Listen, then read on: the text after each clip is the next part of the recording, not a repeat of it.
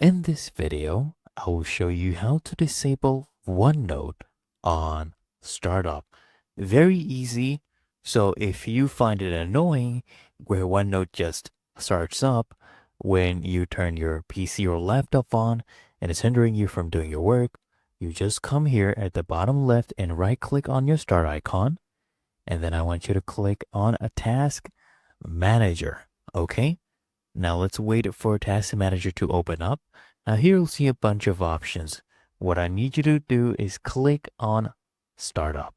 Okay? Now here under Startup, scroll down until you find this. Send to OneNote tool.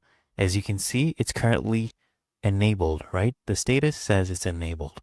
Just click on that and then right click and just click on Disable. And the status should change to disabled. Okay? Really that easy and simple.